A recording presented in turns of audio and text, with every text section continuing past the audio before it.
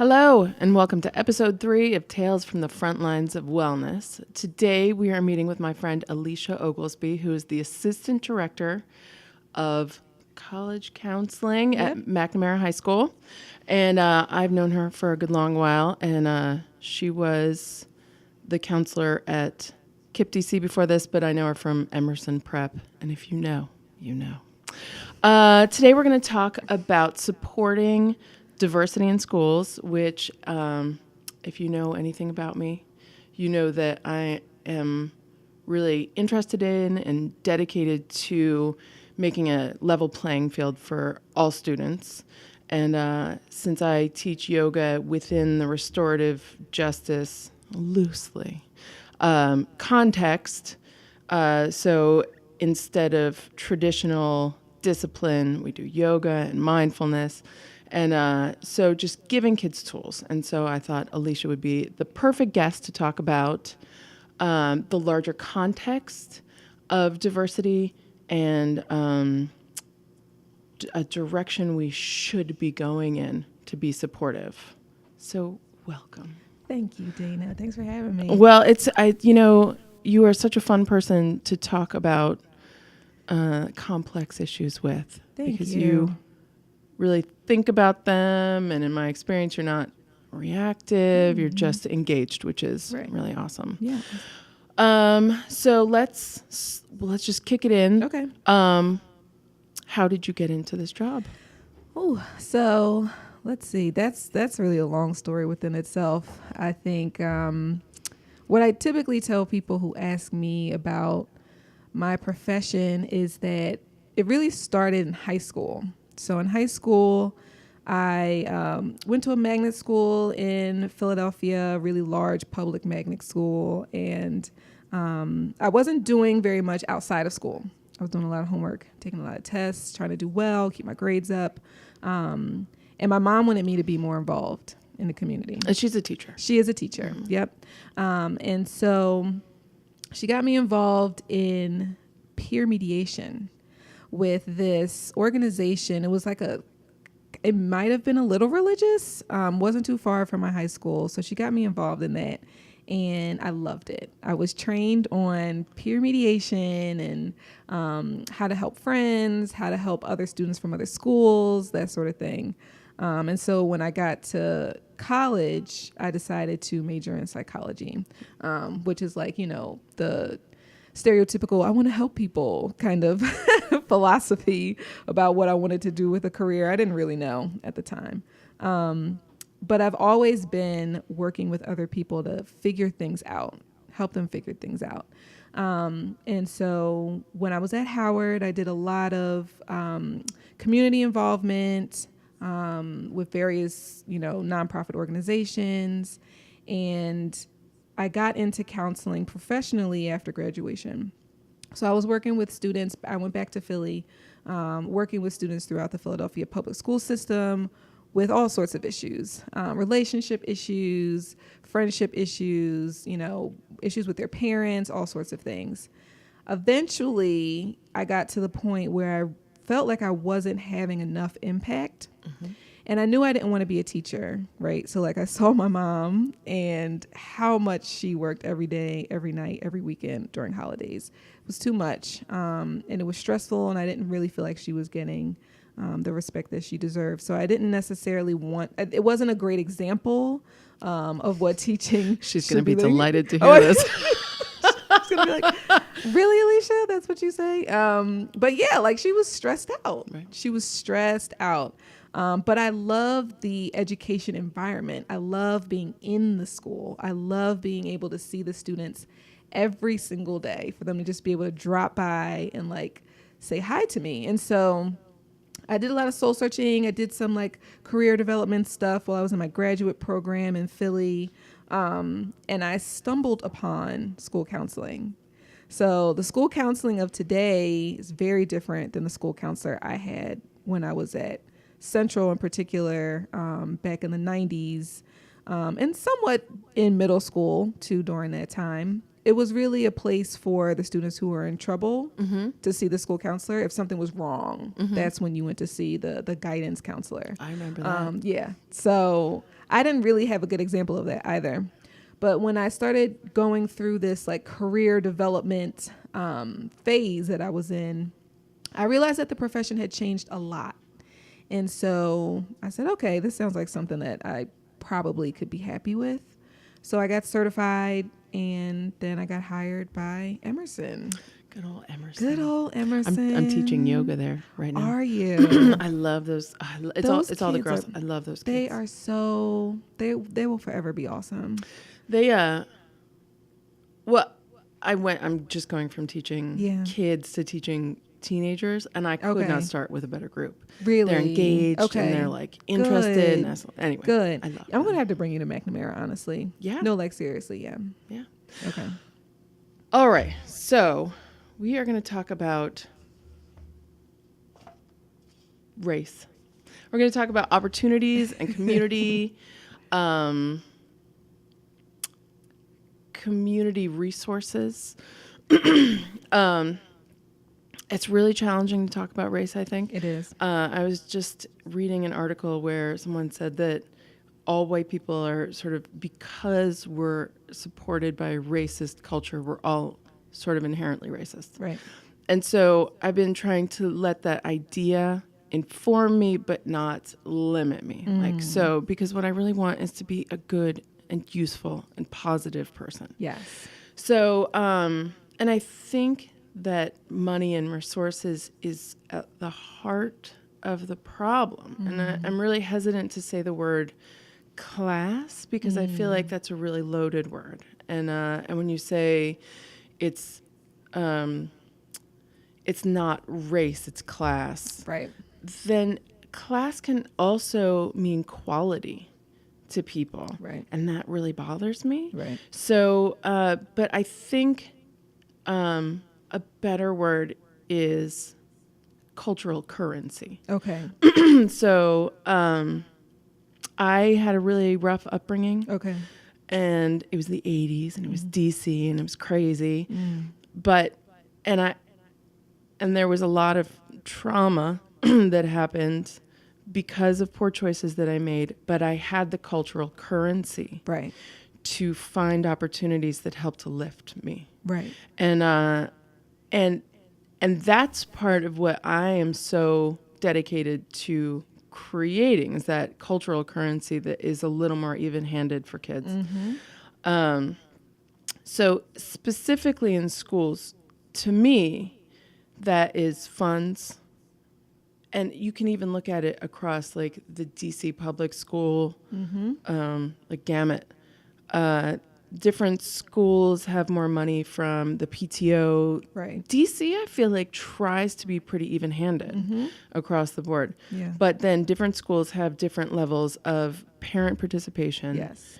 advocacy that's available to them, Yes. and then PTO funds for things that are not just basic, baseline requirements. Right. So that to me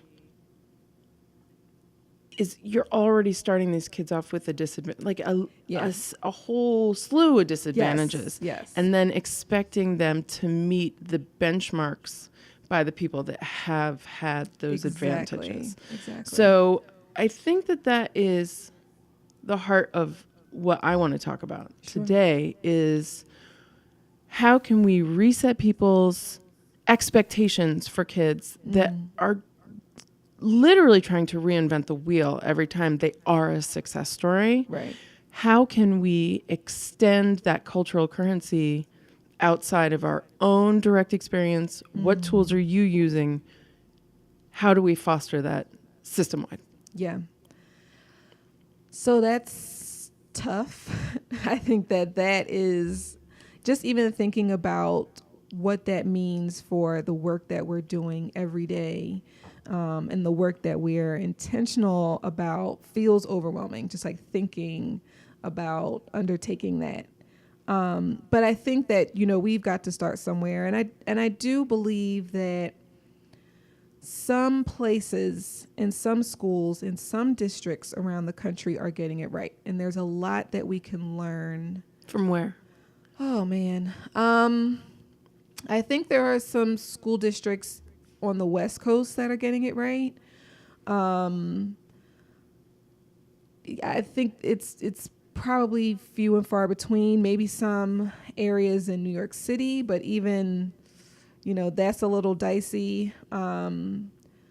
So I think what the average everyday person can do, who is someone who may or may not have children in the public school system, who may be connected to the school systems in some way, I think one of the first things we all can do is really have our critical thinking lens when we're looking at our schools, right? So who is at your neighborhood school? Who attends that school? Who lives in the neighborhood? Who lives in the neighborhood we know in DC is a huge factor, right? Mm-hmm. Like our schools, you go to your neighborhood school, or you got to participate in this, shooting darts in the dark system where who knows who's going to go where, right? So I think looking at that critically is really important. And if a particular school is majority white or majority black or, some other demographic, why is that? For the most part, the area that we live in is pretty diverse racially, economically, it's pretty diverse. We have a range, at least in the part of Northwest that we're in. But is that true for the schools? And if so, why not? Well,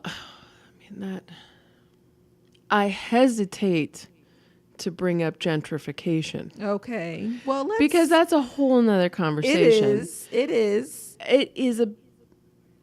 But I feel like it's part of it. Right. It is. So, it is.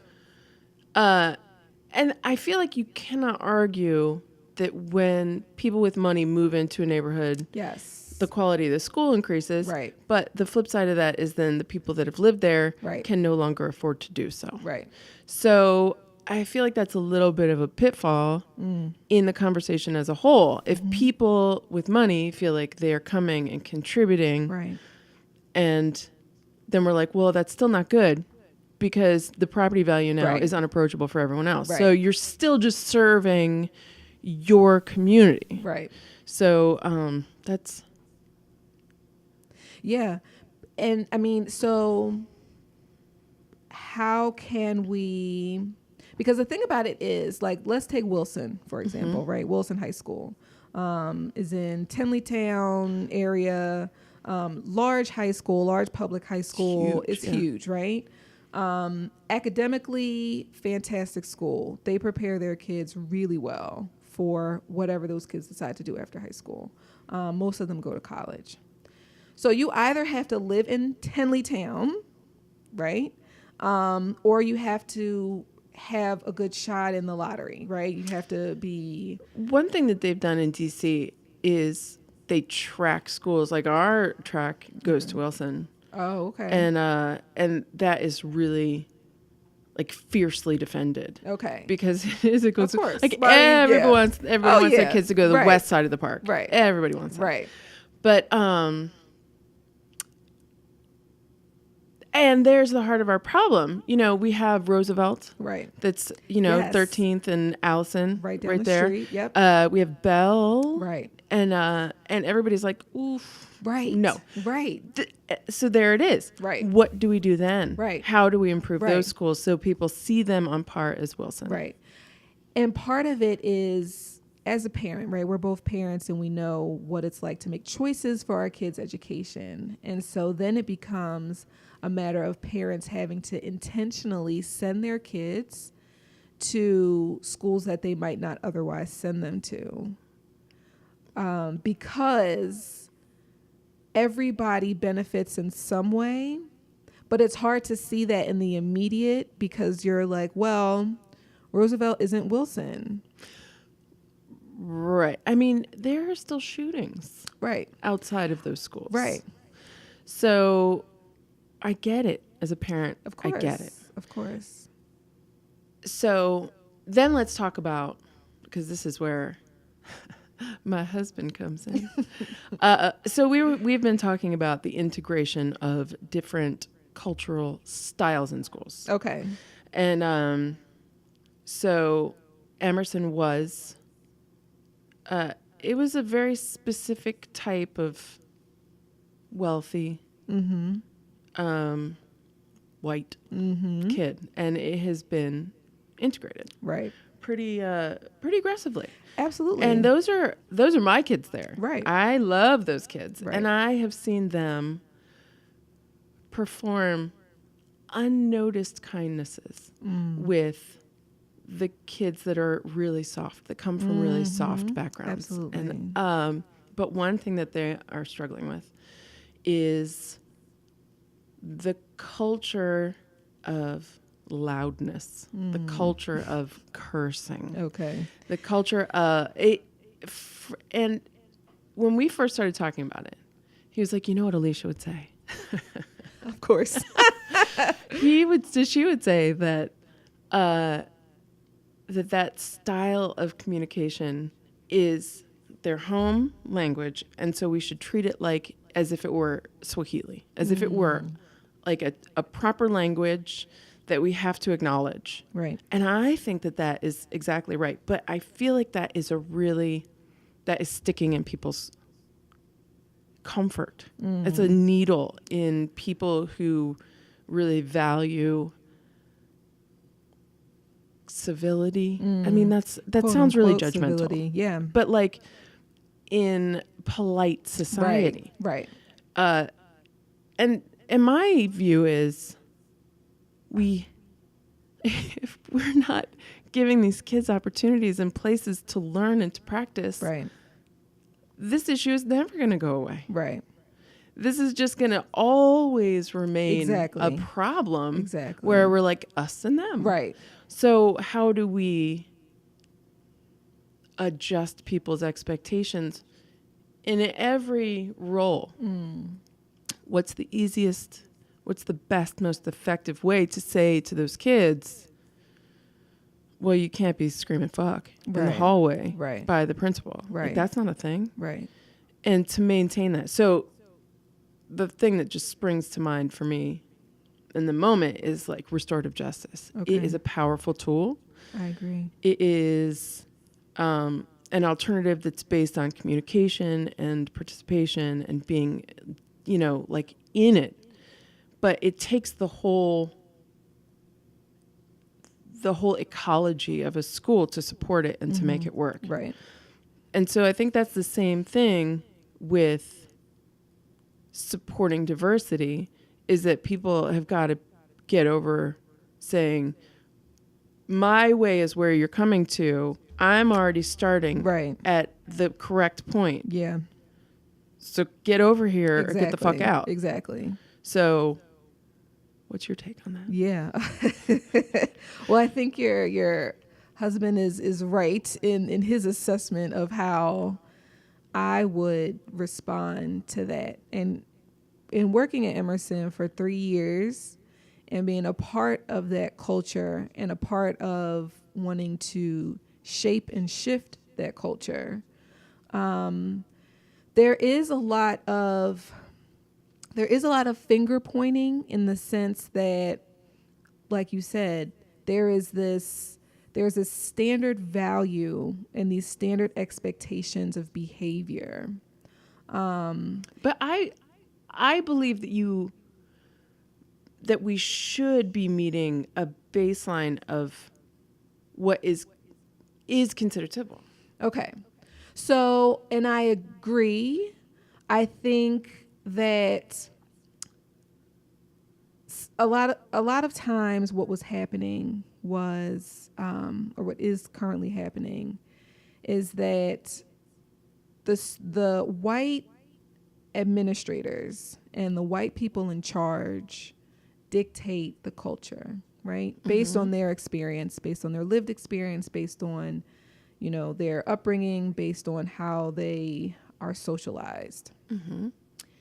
And throughout the country, we have very different experiences. We have very similar experiences too, but we have different experiences.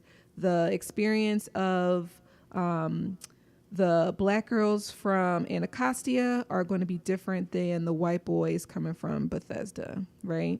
And so we hold the standard, which I don't think is appropriate, of the white boys in Bethesda, not recognizing that even some of their behavior is very uncivil. But it doesn't get called out in the way, at least not at Emerson. It didn't when I was there. Maybe things have changed, but Emerson has I really like the head of school right now. Really? Perry Ann, I love you. I don't know. I haven't met her. She's like, okay. She's the kind of woman that I get, and she's like super straightforward. Okay. And so, I mean, I don't work there, right? But I like her. Okay. Well, that's good to know. So yeah, I think it's seeing where everyone is, what everyone is bringing to the school that is healthy. I mean, right? Wellness that is healthy and productive for them as individuals. Like, is this going to serve you in the future? Right?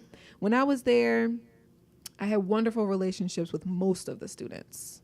Students that I didn't have a great relationship were typically the students who didn't recognize their own privilege. And that was hard for me as a counselor and as a black woman to respond to, because I just, I was very much the counselor who's like, listen, this is how it's going to be. I'm the authority in the building. I want to hear what you have to say. But once I draw the line, it's drawn. Right. And some kids were not accustomed to that. They were accustomed to drawing the line. Right. Or they were accustomed to, having their way because they had all the resources in order to have their way. Right. And that's a parenting thing too. It is. Like it is. I have some students that you can tell. My friend calls it a come to Jesus moment. Yes, I love come to Jesus moments. Where like, and my kids experience it frequently. Yes. And they're, life, correct me when I'm wrong, because it takes a village. It does. But my kids are well behaved because there's a lot of moments where I'm like, here is a hard boundary. Exactly. If I don't teach them how to act, nobody else is going to do it. Exactly. And so that is definitely a part of this process. It is. It is a part. And I think for the most part, when I was there, the parents were willing to give me the space or allow me to have the space to have those moments with their kids, because they saw the direction that they were headed in. But I mean, I think, the black girls from Southeast, and I'm generalizing, but are coming to Emerson, and they are bringing all of themselves and all of their community with them. And if you're an administrator who hasn't had that experience, right, it's going to be, what am I supposed to do with this? I don't know. Yeah. I don't know how to respond to this. That is a strong point. I went with my last guest, Queen Afee. It was amazing. I went with her to a high school in Northeast not long ago. Yeah. And she was going to talk about domestic violence because that's her thing. And then she was like, I want you to talk about mindfulness tools that they can use, because that's my thing. And so we went in, and it was the football team. So really good kids. Yeah. And you could just tell they were good kids. Yeah. The whole team, and one of their teammates had just been shot like 2 days before. So they were all really traumatized. They were really open about it. Okay. They were really like, I'm angry, I'm hurting, which I was surprised that young men were so open about their feelings. Yeah. But for me, so there was this lovely, probably counselor that as we went in, she was like, does anybody need community service hours? Because this counts. Okay. Every person on the football team raised their hand. Yeah. And I found that I was fundamentally shocked. Like, they all needed 100 hours of community service. And I was like, this is foreign to me. Right. Like, and that was such a useful moment for me to just recognize that my direct experience, like I have to overcome that and be able to, in a moment, be like, I don't know what's going on. Let me listen. Yes. And that was Yes. really useful Yeah. for this conversation. Right.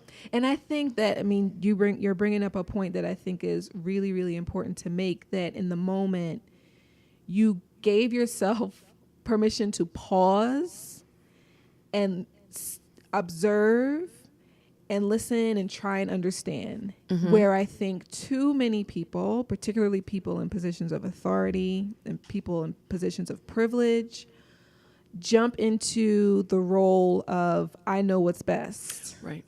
So I'm going to, I don't need to hear all of this. I just need to make sure that I get you to do the things that I know are important for you to do, which is not going to work out well. Right. Because if you're coming with this alien concept, Right. We only can accept what is familiar Exactly. to us.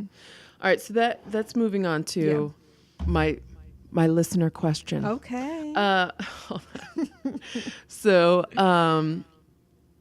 my husband, when I was leaving, he was like, what are you going to talk about? And I was like, so I was like, I will bring up the disproportionate level of punishment for boys of color. Oh, yeah. And then he said, well, what about, and I was like, okay, I hear you.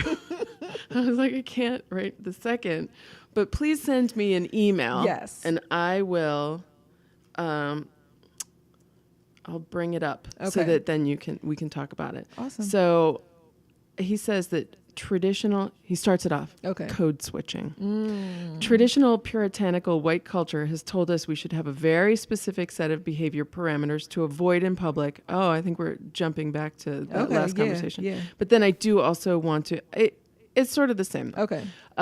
Showing due respect to authority figures. There's a certain universal value in having a society where we're expected to show basic respect for those around you. But there's also power in showing you don't really intend to just obey and act the way society expects you to. So that does tie in with what we were just talking about. Direct experience coming from a very different background. Right. That is informing your choices in the future. Right. So his point right before I left was how much of the disproportionate punishment is due to the direct behavior of the boys. And I think it's seated in this, which is, so teens are exploring this, talking more loudly with their friends, testing the edges of acceptability with open jokes, language, and actions that might be questionable. Yeah. Is there a message you feel would be useful in helping kids to navigate those waters with honesty? Yeah, absolutely. So I'm going to butcher this quote that I saw somewhere on social media, and I thought it was pretty brilliant and succinct. So it basically said that when some people say you have to give respect in order to earn respect, what they really mean is that, or they're confusing respect with two different values. One is being treated like a human being, and the other is being treated like an authority.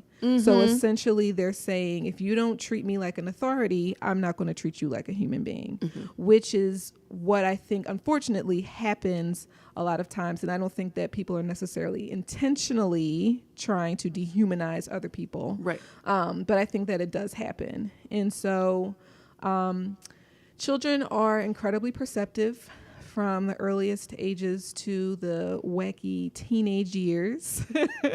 And so, children are receiving all sorts of messages from what happens in school, what doesn't happen in school, what's talked about in school, what is not talked about in school. They observe how different students are being treated.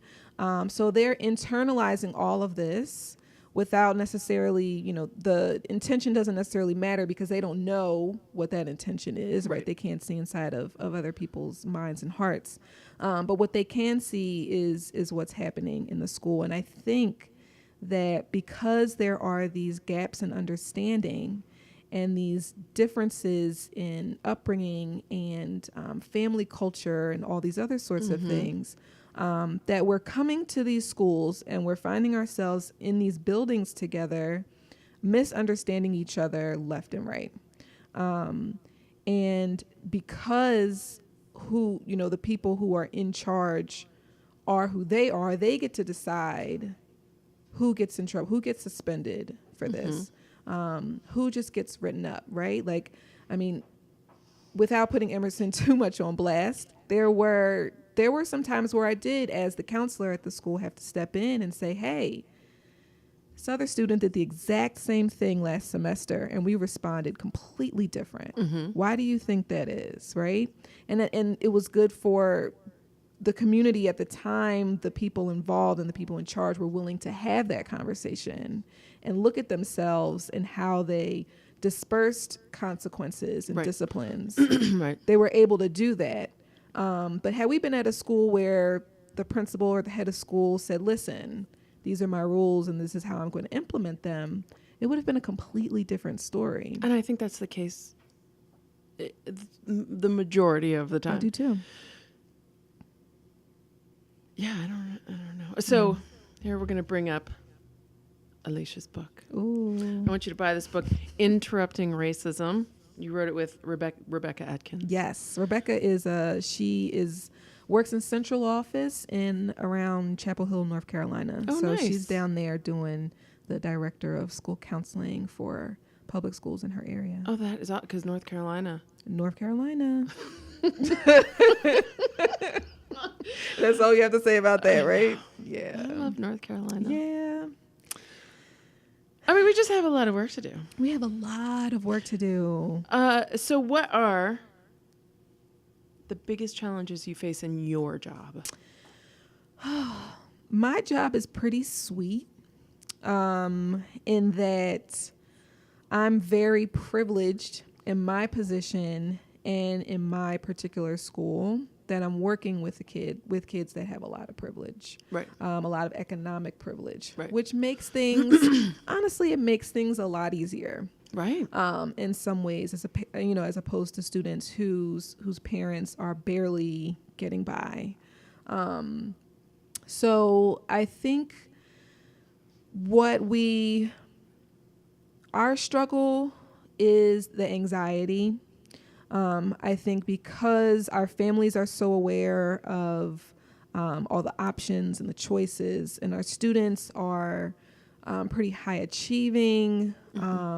They've got a lot of resources and opportunities, so sometimes they spread themselves too thin, trying to do it all, and then are confused about why they're having panic attacks every other month, right? And so I think that is our struggle at our particular school, is just trying to make sure that students are taking care of themselves through this process. Most of the students I work with are seniors. Nice. So they're preparing their college applications. They're preparing to graduate. They're looking forward to prom.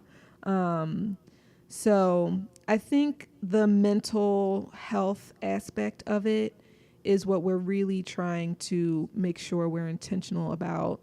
Midterms are coming up, so kids are stressed. Right. They're stressed. They've got basketball tournaments and community service hours, visiting families asking, where are you going to school next year, right? So it's all of these types of things that are adding stress to these students' lives. And they're developing into who they're going to be. Yes. And then having to interact with each other in that context, which is, excuse me,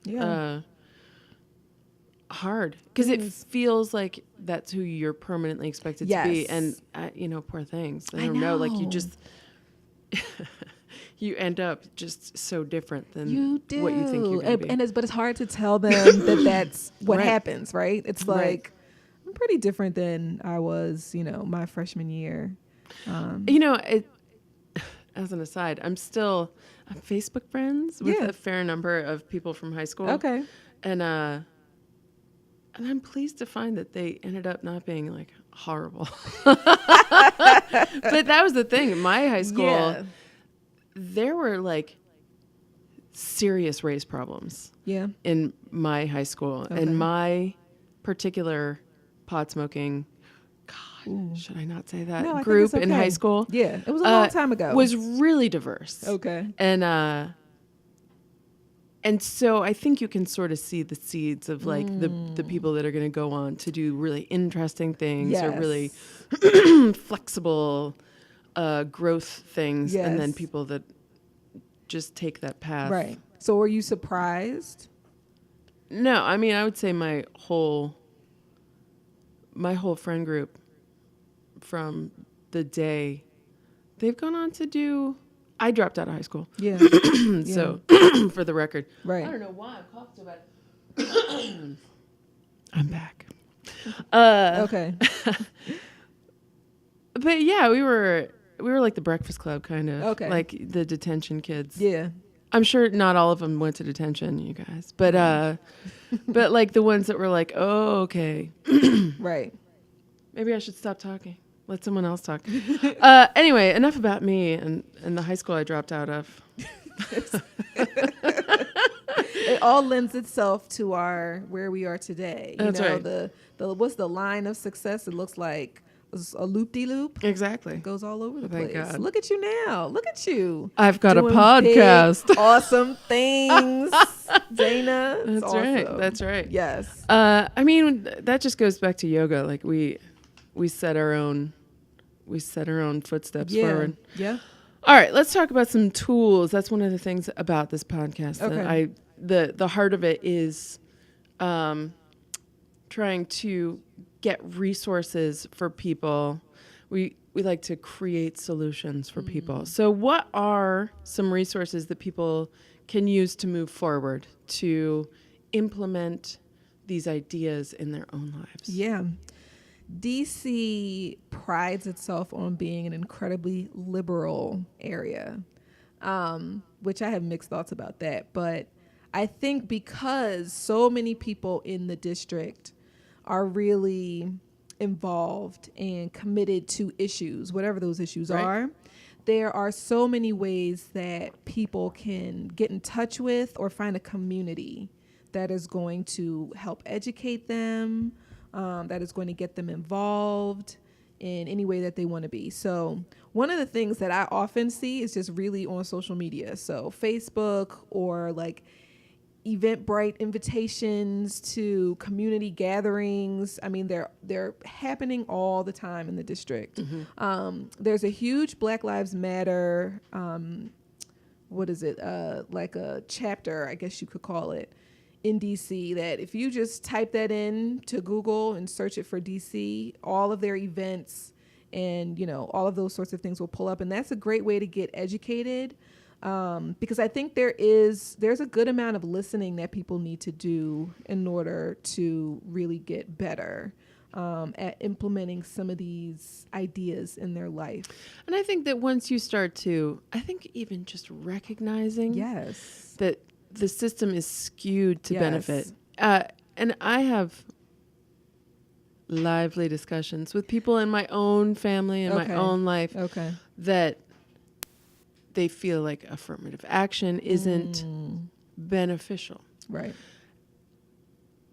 And I think that just the process of listening and accepting other outlooks and seeing, I don't understand how people are like, white privilege doesn't exist. Right. Because that to me is a confounding thing to say. Right.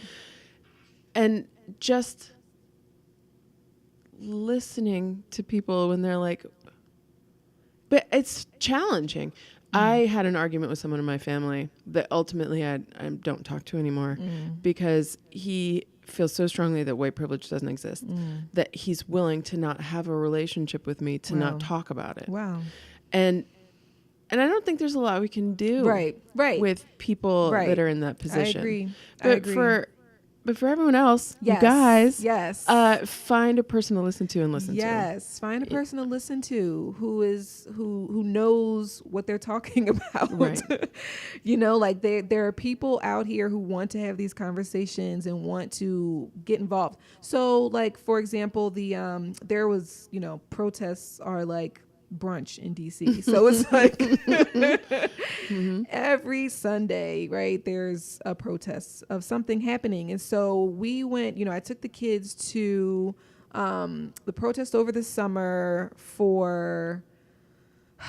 Was it those white power people? It wasn't that one. It was for the border. We went to that one. The detention centers. And so bring families together. Mm-hmm.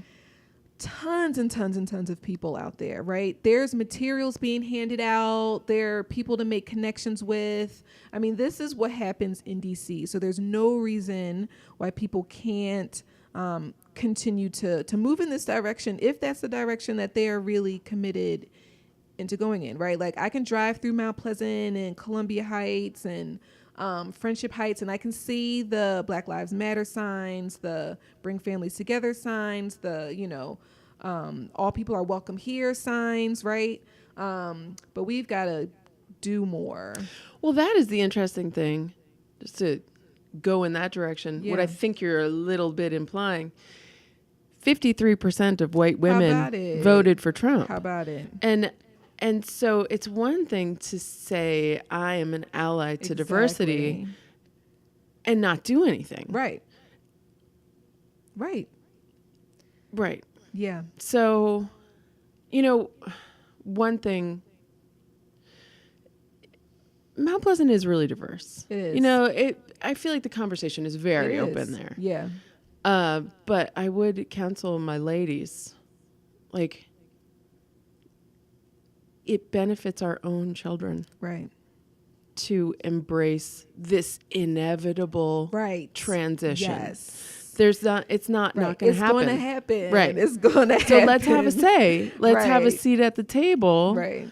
And say, I have these fears. Right.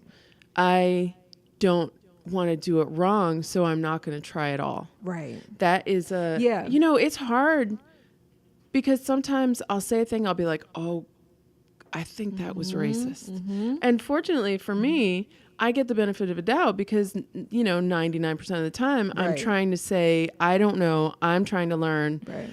But it's hard to walk back being racist. Yes. And to say, I think I was wrong. Yes. So it is. But I think it's a discomfort that has to be, it's kind of like, oh, that really was uncomfortable. I feel uncomfortable. Like I want to crawl into a hole, but I can't. Right. I have to learn from this and just keep moving forward. And I feel like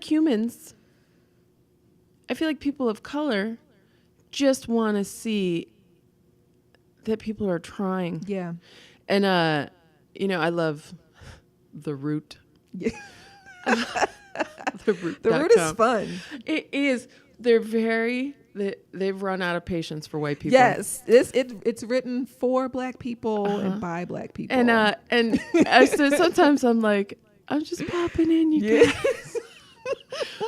And they're like, we're sick, you white people. Yes. And it's because we haven't been trustworthy. Right. And we haven't shown good faith. Right. And just saying that you want to doesn't mean doing it. It's like saying you want to go to yoga class. Right.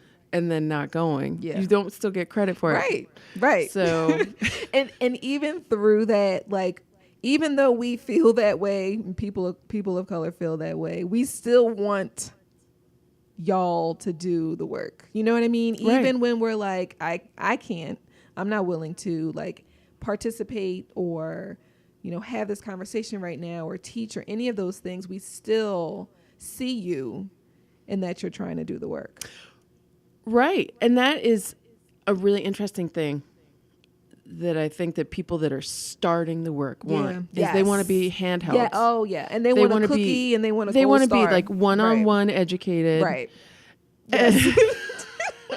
And like no person has time for that. We got to make dinner. We got to go to the grocery store. We got to get to yoga class. Yes. Trader Joe's closes at 8. Right. Like I got to get there. Right. Like I don't owe it to you.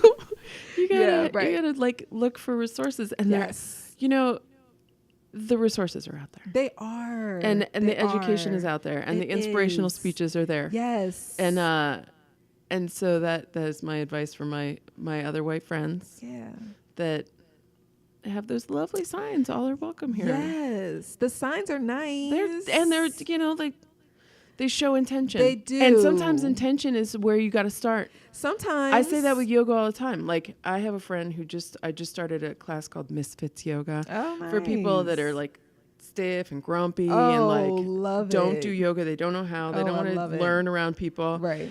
And the person that is helping me to start it, we've been talking about yoga, doing a yoga class for 3 years, 4 years. Okay. And sometimes that intention has to germinate. Yes. So don't be mad because Right. it's just germinating now. Right. Don't not do something because you feel awkward. Exactly. Let's jump in. Yeah.